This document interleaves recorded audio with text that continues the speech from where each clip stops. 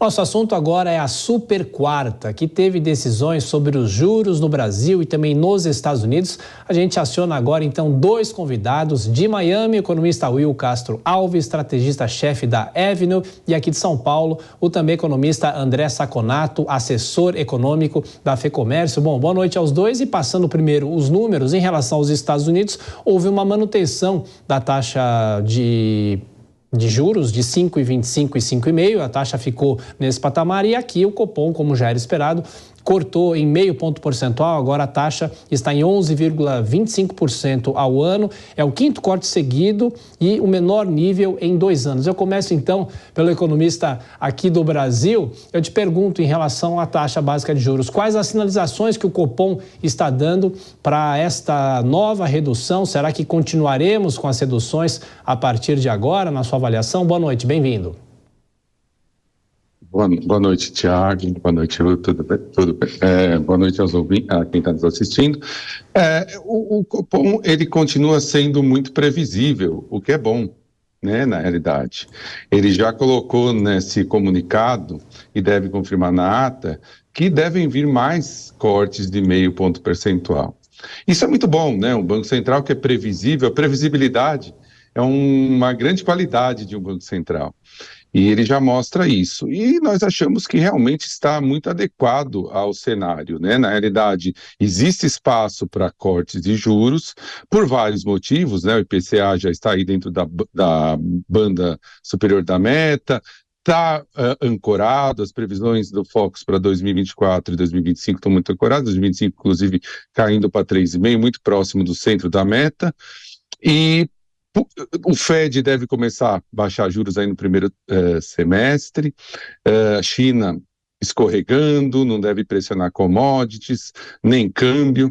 Então, eu acredito que existe espaço para cortar, mas, por outro lado, a gente sempre fala da incerteza fiscal que nós temos aqui no Brasil, e um ponto que eu acho muito importante também, no último IPCA 15, IPCA que mede de 15 a 15 do outro mês, né, no IPCA cheio, serviços ainda está um pouquinho aquecido demais. Então, sim, eu acho que é adequado e ele continua com essa previsibilidade que é muito boa para uma ação do Banco Central. Will, o André aqui já deu a letra, né? Porque aí o Fed manteve a taxa básica de juros. Qual foi a repercussão aí? Será que isso já está dentro do esperado? Já era esperado que a taxa fosse mantida? Ou o Banco Central americano sofre algumas críticas porque já poderia ter começado um processo de redução dessas taxas? Bem-vindo, Will. Prazer, Thiago, está falando contigo. Boa noite a todos. Que nem o André comentou, realmente a previsibilidade é uma qualidade importante de um banqueiro central, né? Hoje o Banco Central americano, ele manteve as taxas de juros inalteradas, isso era que o mercado já esperava, não houve novidade em relação a isso. Agora, é bem verdade que o cenário inflacionário americano, ele melhorou muito. Desde agosto de 2022, a inflação ela vem cedendo aqui nos Estados Unidos, aquela inflação que foi a maior em 40 anos, ela veio cedendo.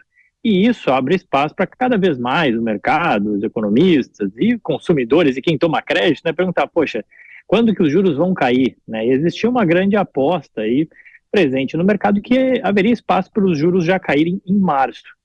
Essa foi a grande novidade negativa nesse sentido, que acabou pesando sobre a Bolsa de Valores americana hoje, de que o presidente do Banco Central, Jerome Powell, falou com essa coisa literalmente, né, dizendo que, olha, não vê espaço para cortes de juros em março. Mas que nem o André comentou, na verdade, assim, acho que a expectativa dominante e o cenário, ele continua sendo positivo para que os juros venham ser cortados aqui nos Estados Unidos, algo que a gente já tem visto no Brasil, em outros lugares do mundo, em mercados emergentes, deve acontecer nos Estados Unidos, talvez não em março, talvez mais provável em maio.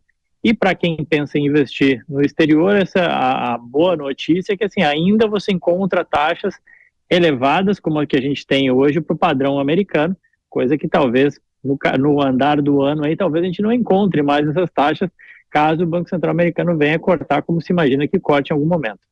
Eu queria fazer uma pergunta sobre o mercado para vocês dois, começando pelo André, porque aqui nós tivemos um índice interessante, um resultado interessante, que, claro, um resultado negativo, mas de qualquer forma, a Bovespa subiu hoje 0,28%, o dólar caiu 0,16%, cotação 4,93%, mas o Ibovespa teve uma queda de 4,79% no pior mês de janeiro desde 2016. Ô André, o que isso representa? Foi um mês talvez atípico, um mês com menos movimento, ou isso deve acender um alerta para o comportamento do mercado para os próximos meses? Eu acho, Thiago, que aqui no Brasil nós tivemos um janeiro muito complicado para a área fiscal. Tanto que nós chamamos de fiscal regular, né, que foi o déficit de 230 bilhões do ano passado, que tem que ser levado em consideração o fato de que o governo tomou alguns passivos que já existiam anteriormente, que é aquele do ICMS, dos combustíveis e dos precatórios, que é uma coisa positiva. Ele falou, vou resolver isso de uma vez, já tem espaço fiscal, vou resolver, mas mesmo assim sobra um déficit muito grande, né? E tirando o precatório e o ICMS, com algum otimismo, fica acima de 1%. Agora a meta seria 0. É muito difícil sair de 1 para 0 num governo que não tem muito histórico de ter uma responsabilidade fiscal. Outro ponto é o parafiscal. Esse nome feio, né? Parece filme de terror. Parafiscal, na realidade, o governo colocou agora um pacote industrial para incentivar a indústria, via BNDES, né? Então, o BNDES não é o governo que faz política fiscal direta, mas o BNDES incentiva com 300 bilhões. E nós tivemos alguns resultados muito negativos entre 2014 e 2015 com programas desse tipo. Então, o mercado ficou muito atento. Eu acho que hoje o que preocupa o investidor brasileiro no governo é a parte fiscal. Bom, e você que está nos Estados Unidos, mas sempre de olho aqui no Brasil, de tudo isso que o André falava, a questão fiscal, foi um mês complicado para esses indicadores? Não, o André tocou num ponto que é super importante e todo investidor brasileiro deve prestar atenção. Se tinha um otimismo muito grande em relação ao Brasil e realmente o Brasil, no contexto de emergência, está bem, é verdade, cresceu bem ano passado, a balança comercial vai muito bem, existe um certo otimismo com o real, exatamente por conta de pré-sal, balança comercial e tudo mais. Estava acompanhando aqui o jornal, vocês falando já do El Niño atrapalhando o safra. A questão fiscal sempre preocupante, né, que nem o André já explanou muito bem. E isso tudo acaba impactando no quê? Houve uma saída muito forte de investidor estrangeiro da Bolsa brasileira em janeiro, e aí explica essa queda. Quando todo mundo estava otimista, a gente viu isso acontecer.